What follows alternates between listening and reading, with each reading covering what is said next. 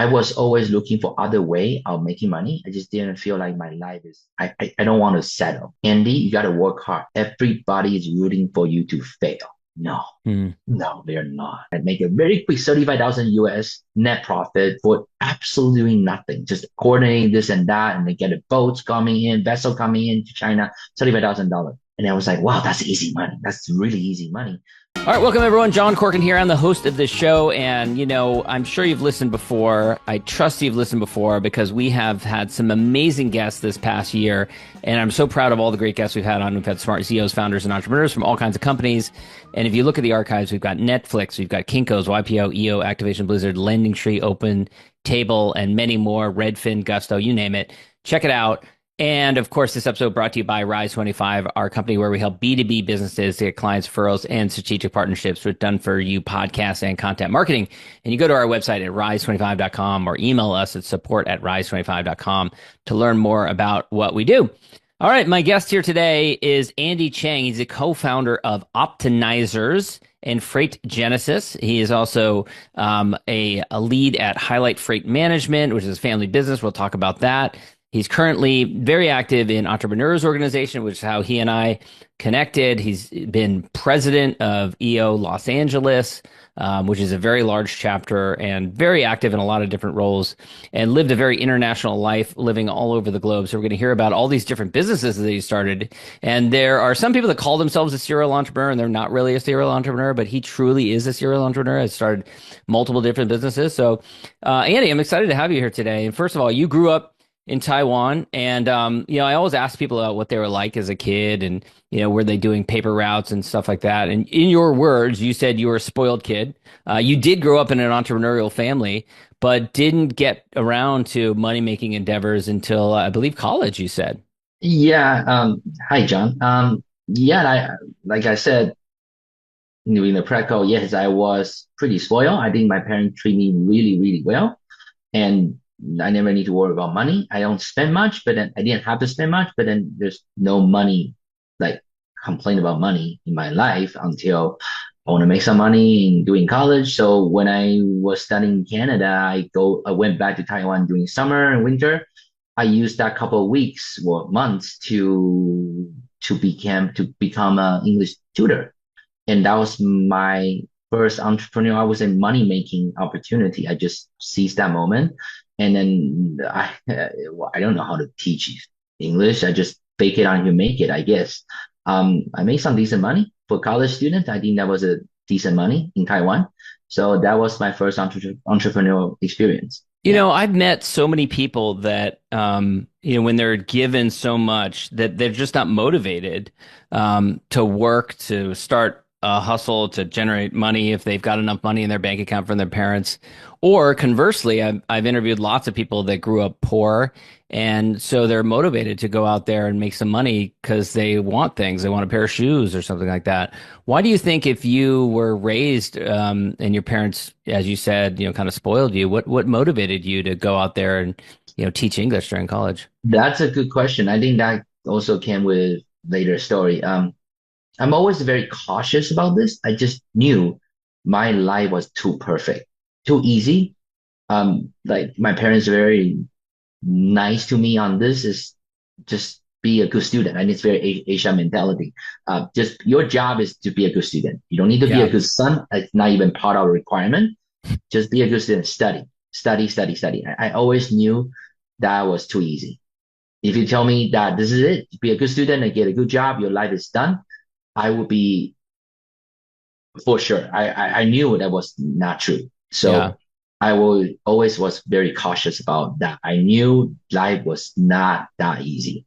If this So was a movie, this would be like foreshadowing like the pandemic, which is looming down, yeah, down the line, and which will play a big part in your story a little bit later. All right, so you study in Toronto, I believe. So this is University of Toronto. Yes. okay. So you grew up in Taiwan. Was that a big cultural change for you moving to Canada?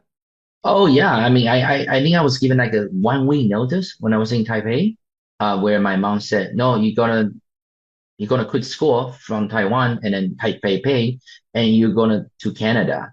And then she said Vancouver. I was like, there was no Google in the 90s. So I was like, where the heck is Vancouver? What's Vancouver actually? What's Vancouver? Went in there, did not speak a word of English and Wow. in public school. And then took me 6 months to figure out how to communicate. And then my mom said, no, I'm sending you to a private school, which is on Vancouver Island. Um, and then Did they that go was the, with you? Is this high school now? it's a boarding school. So Is it boarding my school? Okay. mom, yeah, my mom sent me to a boarding school on How Vancouver old were Island. you? I went to Canada in public school in eighth grade and then went to the So you're boarding like school in ninth grade. like Yeah, 13, 13, 13 to 13. 14. And Yeah. what was that like? That was, I think this is actually a funny thing you asked me this question. It was terrifying at the beginning, but I think it just shows who I am. I just tried. So I remember the first year, my mom said, "Oh, at the boarding school, just sign up for everything you see on the board, on school board. Just sign up for everything." So anything, I just sign up. I put my name on it without even reading what's there. It's like, okay, sign up. So I sign up for bungee jumping without Bungee, knowing. bungee I signed jump. up. I signed up for bungee jumping. I You was didn't know what there. it was? I didn't know what it was, and then until I was on the bridge, I was like, "Holy!" You barely speak English. You have no idea what Because it is, and all of a sudden you're no, on and a then break. I was a ninth grader. You better not withdraw. You better not cry. You're gonna get bullied away out of for the Oh my next 4 years. So I was like, suck it out. And everybody jumped. I guess what happened? I jumped and three, two, one bungee. I three, two, one, and then jump. I fainted. So God. I don't. So funny thing, my son just asked me about my bungee jumping experience literally last night. Yeah. He was like, Dad, what was like bungee jumping? He's like, I You don't don't remember remember. because I fainted. So, so Oh my gosh. I just signed up for that, and then I signed up for a Broadway show, like to be on a school play. I think the play was called Oklahoma. So at the same time, there was a unfortunate thing happening in Oklahoma City. Remember, John, that's the Oh yeah, Oklahoma yeah. City bombing. So I know that's new. I knew that news. So I keep thinking, okay, we're gonna go to Oklahoma City to visit, the orphan, That's what you whatever thought you you were doing. go. You didn't think you were So signing up for a play. I didn't know what the hell was play because to me, play means play. I mean, like, I didn't Yeah. know it was a show. Right. So I was very confused for the first 2 months. Every night we had because boarding school, we go after prep time, we go practice dancing and singing. I was just very confused. We're going to go visit Oklahoma City. Why do we need to sing and get costume? It wasn't until the third month I realized, oh, I signed up for Broadway play.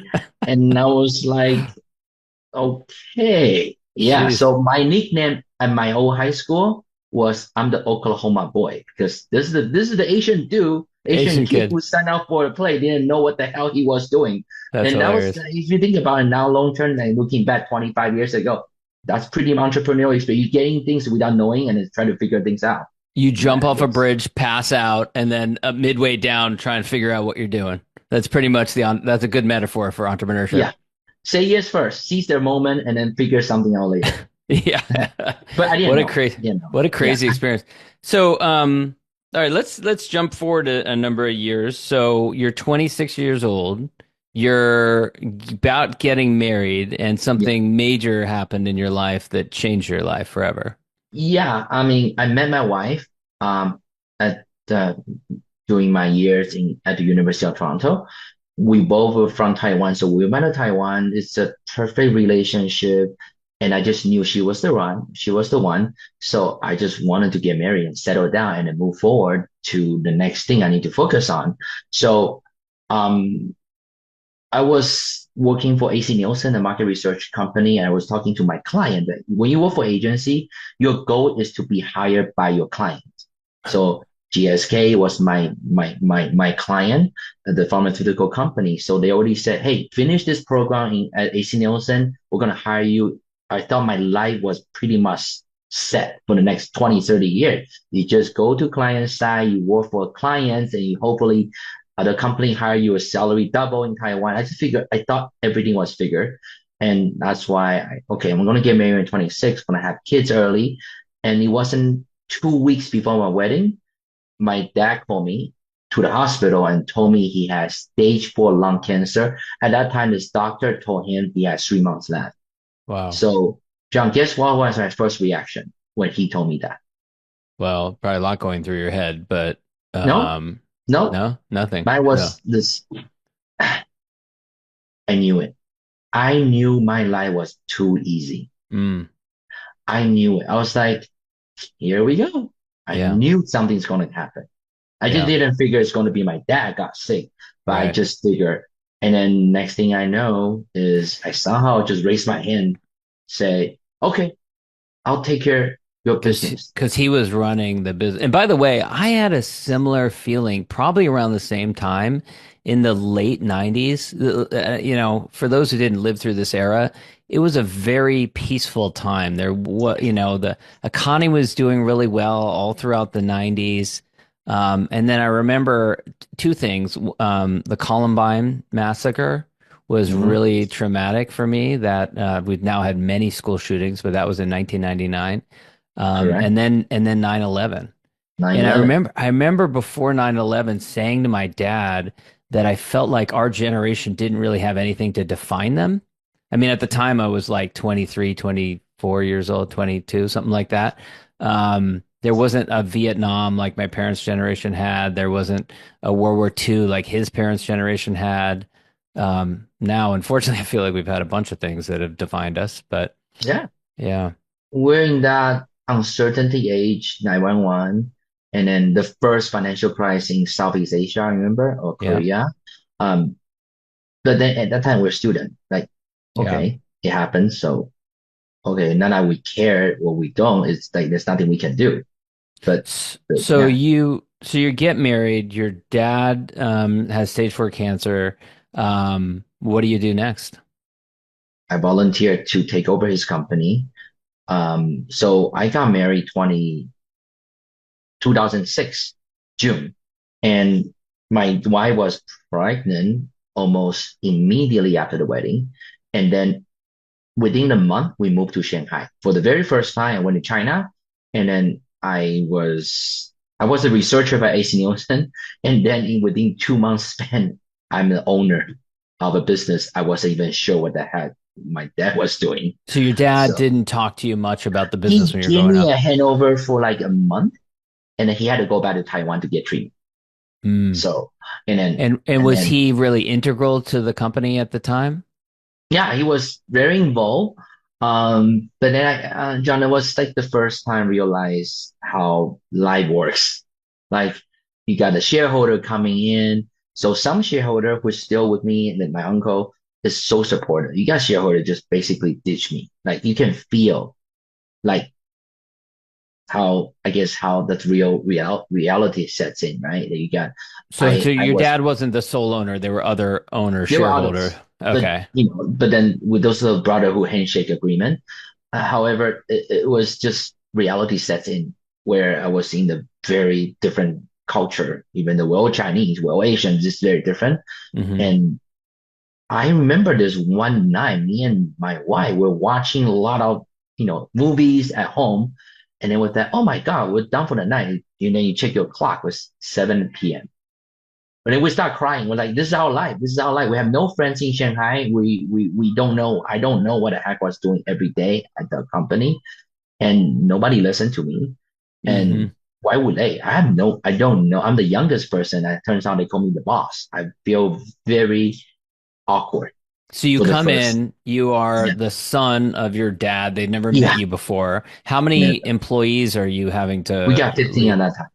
15. So you Yeah. have Yeah. 15 employees and you come in, you're the son of the boss. They've Yeah. never met you before and you've got to earn Yeah. their respect.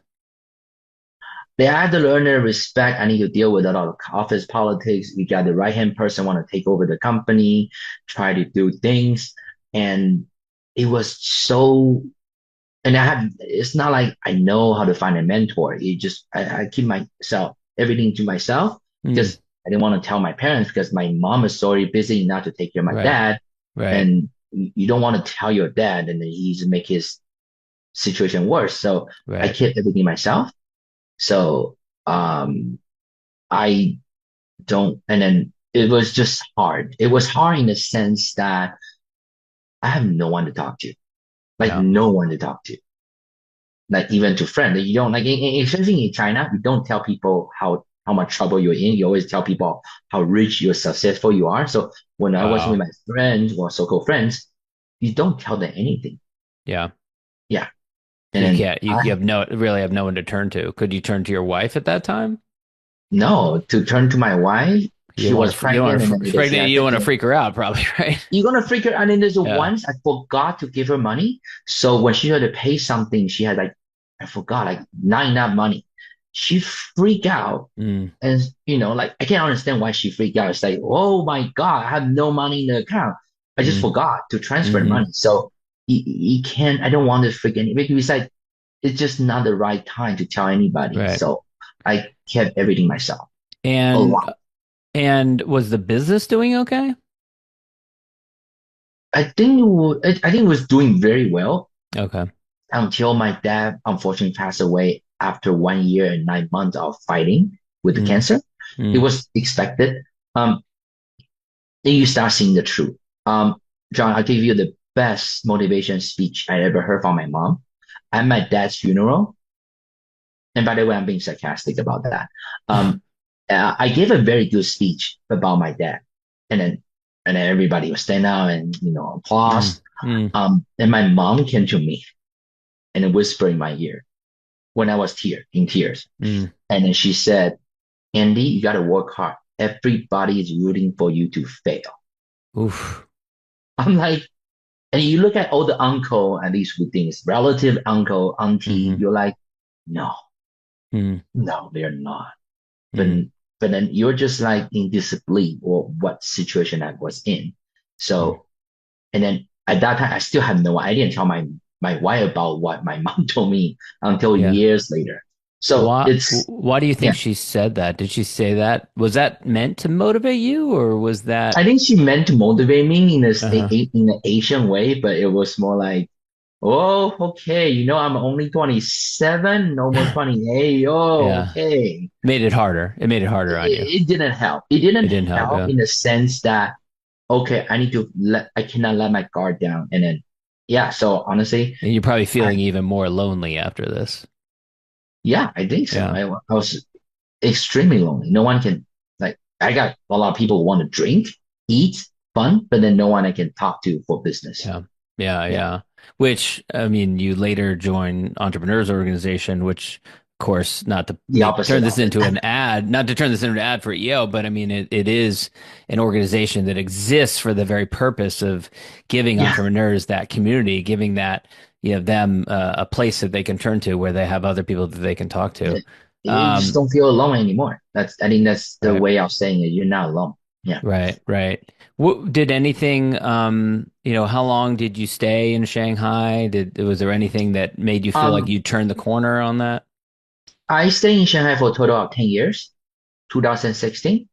So, I think that in between, I think, I was always looking for other way of making money. I just didn't feel like my life is, I don't want to settle. Like, um, Hmm.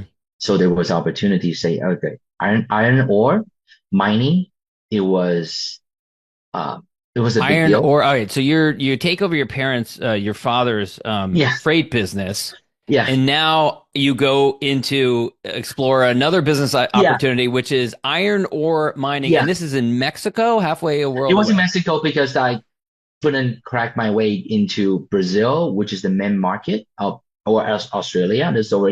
They're called Okay. tier one supply. You go for tier two because it's cheaper, and then a lot of a mill, uh, steel mill in China, they need to buy tier one and use tier two because it's cheaper to bring in to lower down their costs. So I went there. This funny thing, I made my first bucket of gold, I guess, money from Mexico because I was like doing some shipping for them. I'd make a very quick 35,000 US net profit for absolutely nothing, just coordinating this and that, and they get a boats coming in, vessel coming in to China, $35,000. And I was like, wow, that's easy money. That's really easy money.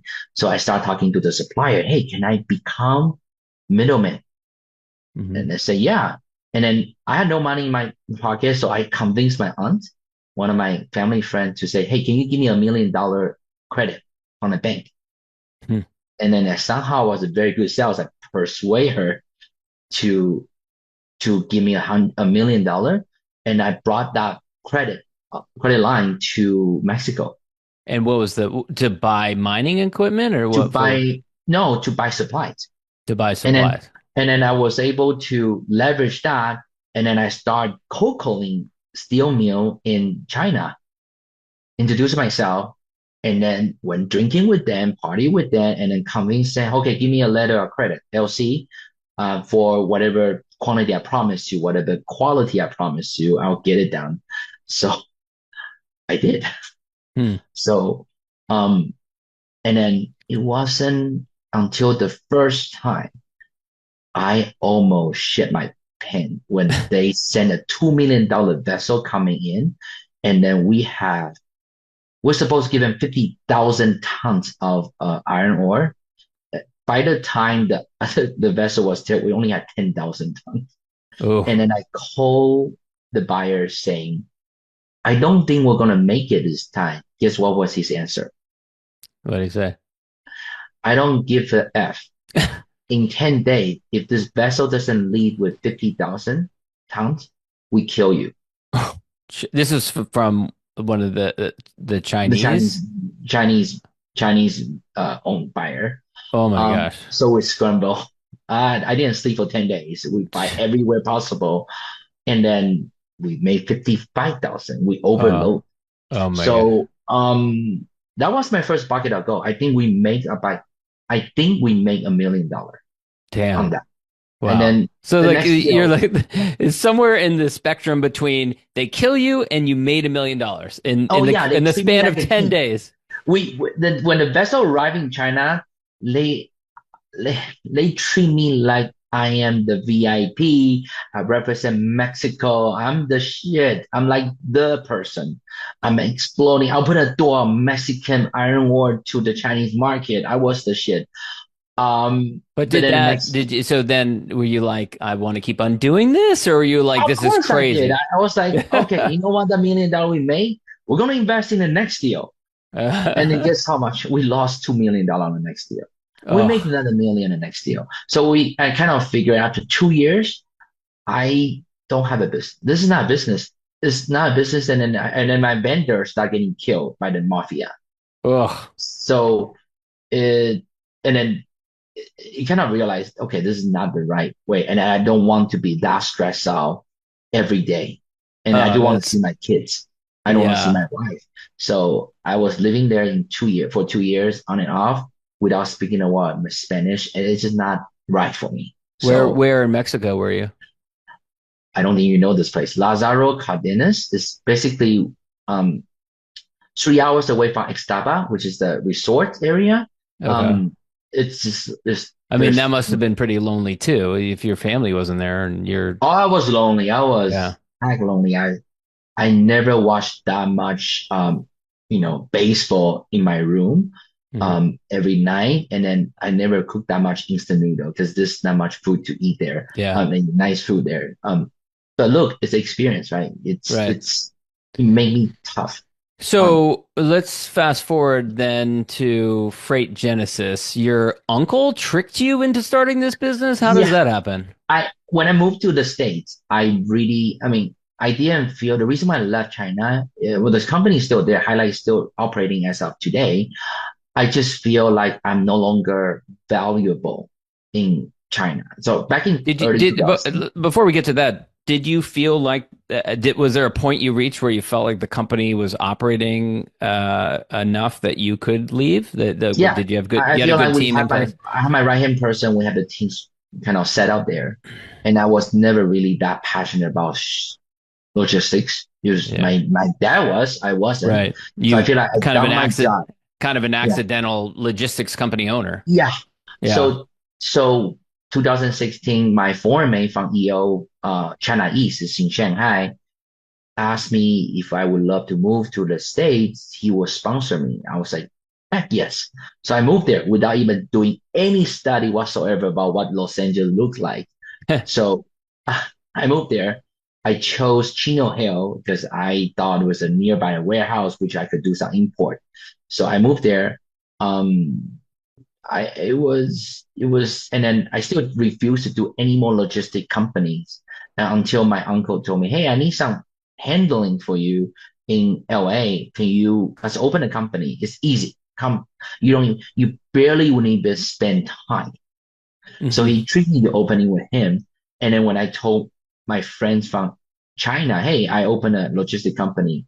And next thing you know is a lot more shipment coming in. Hmm. So, and that became, I guess I became a forwarder again in States Mm. in an Mm. accident. And So that you're company just took off. so you're back into the same line of work that, but I not never something left, but you're, then I really yeah, elevated. Basically, I put down more logistic, I guess yeah. work for me. And then because I also happened doing and later on I happened doing pandemic, which the business really kick off. Yeah, let's talk about So that. I mean, well, during the pandemic, there also were a ton of logistics issues. So how did you deal with that during that time period? um, we we just had to face it. And I guess I keep telling myself, enjoy the problem. Every day I woke up, enjoy the problem, enjoy the problem. It's just looking at pace yourself. And then during that time, I start using virtual assistant, remote Mm, talent. Because, mm. um, and then it's when I explored the benefit of outsourcing. But get back to the logistic, it was a money making time of 2 years. But the only thing I think I've done differently than other forwarder is I did not reinvest the money I made to um to rent a bigger warehouse to hire more. I was very cautious because I knew that fundamentally the market it's not real during pandemic.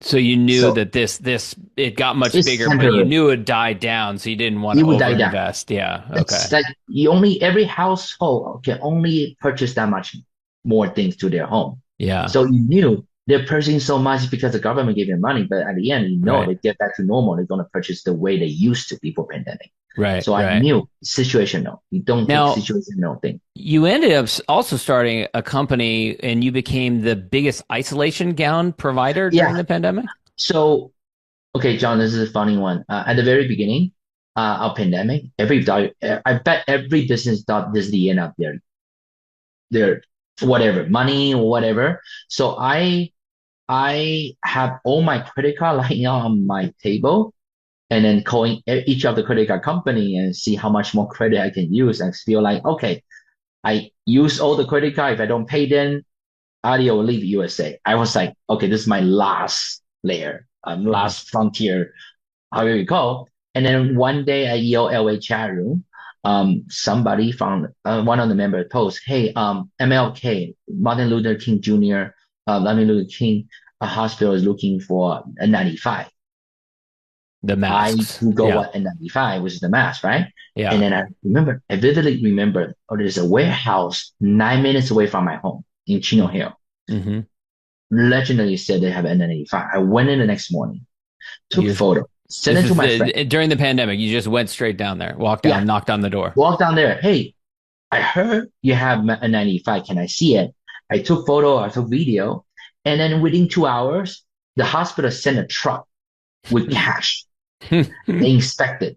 They gave me money. And I was like, wow, that's a quick $4,000 money, whatever. I So forgot how much. did you buy the masks from the warehouse? Yeah. So you Like bought they them gave and then me you cash. resold them. I Okay. cashed whatever the cost, the cash to the warehouse. And Hmm. then it was cash transaction. And then, wow, that's a quick $4,000 money for doing this. And Yeah. then the next thing, the member was so appreciated on this thing. She posted thank you notes on EOLA chat room. I still have Mm, that screenshot. mm, And then it's like, thank you for this thing. And you're the man. Thank you for saving this hospital, which I did. But I mm. also made money. So I didn't feel like you need to thank me for I made money. Yeah. It's not like I didn't do it for charity. And then within spend out 5 minutes, I got 20 different message and phone call from EOLA members. Say, hey, I heard you're the mask guy. I heard you're the PPE guy. And again, it's a fake account you make it. I say, sure, I am. And then I just figure, okay, why not register a new company called Mask Guru? And then And then rumors spread very fast to all the way to China. And then we had the factory reach out to me. Rumor says, Andy, you can sell PPE, which I didn't. Okay, I say, sure. Can we ship our isolation gown to you? Give me an address. Mm. So guess how many containers arrive within the next 1 month, John? How many? 10. 50 containers arrived to my door. By the way, I Yeah, did not where did have you a put them? warehouse. Yeah, down at a No, I warehouse. did not. While the containers on the way, we get notified. I start searching for warehouses. So I have EO members for a warehouse. I was begging everybody to take over my 50. So without, like, I didn't know until 6 months later. And then when I was acknowledged that, Andy, you do realize that you're the largest isolation gown supplier in the entire North America. Wow. So my company, Masters Guru, from zero, we went from zero to $5.5 million in span of 6 months. Wow, that's And insane. then it was crazy. Why It were was, you, so there was a period of time where everyone was trying to get PPE. Why was it just your network? Like, how were you able to find this supply when everyone else was desperate to find it? I think it's just once you have the reputation, and then honestly, I'm always the guy say, hey, so for instance, John, you say, hey, Andy, I don't know, I have 2 pallets of masks. I know I will not believe a word you say until you say, John, what's your address? I'm gonna inspect myself. Mm, I think my reputation is I don't just do transaction you thing. verify. I don't I verify. So Yeah. I count, and then honestly, anybody who want to buy with me, we always do the transaction at the parking lot. So it was so many times was like, okay, where's your money? Where's your mask? I want to. Yeah. I'm not going to give you my mask. I'll not see the money the other way around. So I'd done it at the beginning of the stage. This is what I did. People would think I'm doing cocaine, but I was doing masks. Which funny, It was yeah, that more time I will tell you, profitable than masks is more coke. valuable than cocaine. Okay. Exactly, for that Yeah. period of time. Yes. So you end up oh, I wanted to ask you, when we were talking about Freight Genesis earlier, you said that you were very careful during the pandemic. You knew that this was a bubble. You knew that there was an inflated demand during that period of time. So you're very careful to not overinvest, not, buy too much equipment. With Mascuro, you said you went from 0 to 5.5 million. How did you protect yourself? Because I'm sure you also realized with PPE that this was not going to last forever. So how did you Oh, ensure that you did not make that mistake with that business? oh, same thing. It's once you start trending down, like here's the thing. I have a mentality when the market tell you it's going down, you don't need to prove to the market. No, you're wrong. The Yeah. market is a macro way of telling you this is going down. Then Yeah. like people start going out, mass is not needed, and that means isolation down. So we start selling cheaper and cheaper, cheaper, and Mm, then we are the first few supplier. We start giving away for free. mm. Toward the end, we're begging the hospital to take it for free. I'll even chip in some money to ship it for you for free. Because you wanted Um, to get it off your hands. Because Yeah. once this doesn't solve, then you're gonna be owing a lot of warehouse storage charge. So Yeah. I think one of my experience is know when to get out. Know when Like to get out. you Yeah. know, like Yeah. just like iron ore, time to quit. Like I used to want to prove everybody wrong, Yeah. but that's just being ego. That's the ego talking. Let's talk Yeah, about OptiNizers. You mentioned yeah. earlier that this was inspired by your previous businesses where you started Freight using. Genesis. Yeah. So Yeah. how did you start using the kind of outsourced remote Um, talent? I was able to afford a service called CEO coaching. I'm sure Hmm. we hold that. Yeah. Um, so my coach, she was coaching me, and then she was coaching for Mass Guru to help me to expand. And Hmm. then one day she just said, "You know how to use virtual assistant?" I was like, What's that?" She was the one who made the intro. What that is, I Google and I used one of the servers, one of the agency to place 3 people for me, and wasn't pleasant because I was paying like nearly 2,800 a month, and my operation person is like always falling asleep during my shift, during my time. And I Mm. have to one day ask her, okay, why are you always asleep? She says, sorry, Sandy, I have to work in the morning. I'm like, why? I thought my money was good enough for you.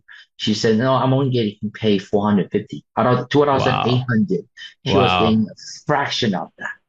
So I told her, you know what? Screw that.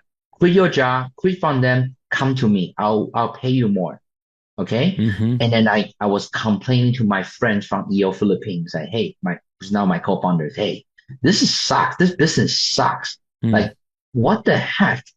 And then he said, Andy, in EO, you want to complain about it or you want to do something about it? Mm. And the next thing I know, we started a company that focusing on helping small business like you and me to Mm-hmm. grow with outsourced remote talent. And then also most importantly, we want to make a difference for our Filipino talent. Like you Mm-hmm. want to get paid. So we hardly negotiate with our virtual talent. Like however you want to pay, you want to get paid, this is the money we want to pay you. We don't want to negotiate on Mm. that. Yeah. Mm. Yeah. And That's you mentioned that you have a business partner. How did you decide that this is could be a long conversation, but how do you decide that that was the right business partner for you? I think it's about value alignment. What do you believe in?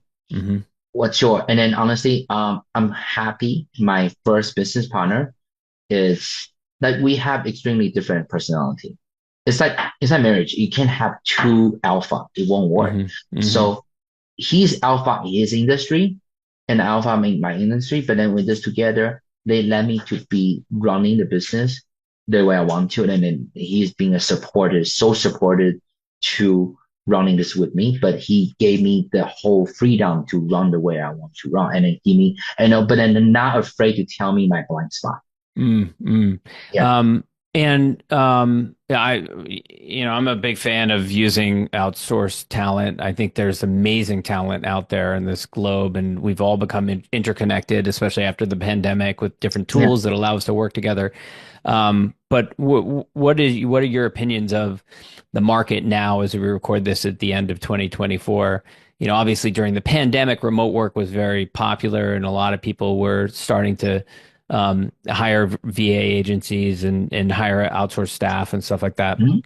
What where do you see it like? Just is there a lot more potential out there this year? Has it seemed like with the pandemic receding, did it level off? What's the market look like? And the market is still big. And of course, there are more, I guess, company like us in the market. At the end, I think the market is still big because most of my clients never had a virtual assistant in their life.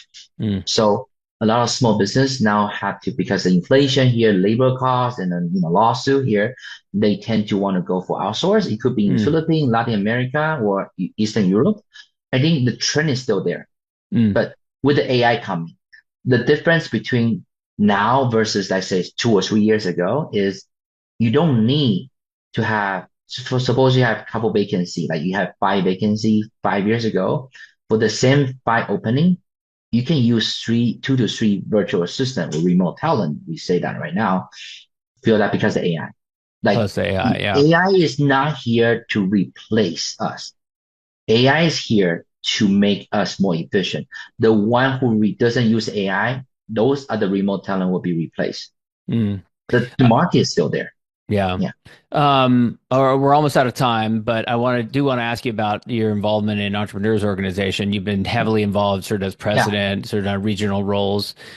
We talked earlier about how lonely you felt early in your career when you had to step in, you didn't have anyone to turn to. Talk a little bit about the impact that EO has had on you personally and professionally. Oh, where can we begin? I think it is a gateway for me to really share my ups and downs, my 5%. It's like, and then also a lot of friends from I met from EO, they have no problem telling me what the heck I'm doing wrong. Like I need people, I have enough people to tell me how perfect I am. I Just don't not have enough people. relatives. Yeah, just not relevant, right? I don't have enough people to tell me what the hell I'm doing wrong. And then EO is a place to to help to show your blind spots. And then also I guess it's a community where I really am I thrive. My business basically AX since I joined EO. Wow. This is I just realize who I am, what I Mm, want to do. I find my tribe. I find my community here, especially EO LA. I love my chapter. Yeah. Yes, I was the president this past June. And I'm still involved in regional. And hopefully I do further more and more. I'm a learning expert, so feel free to reach out to me, any learning things. And then, yeah, I mean, I'm really here to, because I'm inspired to make a difference in people's life and my life. And then my last question, I'm a big fan of gratitude, especially expressing gratitude to any Yeah. peers or contemporaries who've helped you in your journey. Who would you want to acknowledge? Oh, the first one is definitely my wife. My right, Ruby, definitely led me to be who I want to be. Like she allowed me, she let me to travel anywhere I want, to enjoy my life, foreign retreat, business time. She let me to be who I want to be. And Mm. I want to thank to my EOLA people, especially my EOLA people. I got a couple very close friends, Alice, Elizabeth, Mitch, Madam Pancho. Like I have a lot, Brad. I have a lot of people there. Cindy that challenged me every way possible. And my foreign mate, I have a couple foreign before, and then they really were there. When everything was done working, they were there for me, like literally there for me. They cry with me, they succeed with me, they were always there for me. And of course, I guess my family, not guess, I know my family, they're my cornerstone. And an EMP classmate, I'm saying Yes, you. that's Um, right. it's honestly, if you were in EO long enough, I would be shocked that you did not try to apply for EMP. It's like game changer. And EMP is the Entrepreneurial Masters Program. It's kind of like an executive MBA within entrepreneurs Yeah, organization. Yeah. yeah. 65 people around the globe. It's the it's hardest program to get into. It's not about money. It's about how they want everyone to be there, to be the one that wanting to trying to change, trying to make a difference, Yeah. impact in the community. That's what Yeah. I think. Yeah. Andy, it's been such a pleasure hearing your backstory. Where can people go to learn more about you and OptiNizers and other things you're involved in? Thank you. Well, kind of follow me on LinkedIn or my Facebook. I'm not active in social media, but I'm very private because of Mexico, because that's another story when I tell you later. But I'm always around. If you're from EO, you probably will see me either in regional or global events. I don't miss much on any of the EO activity. Thank you, Awesome. John. Thank Awesome. you. Thank you so much, Andy.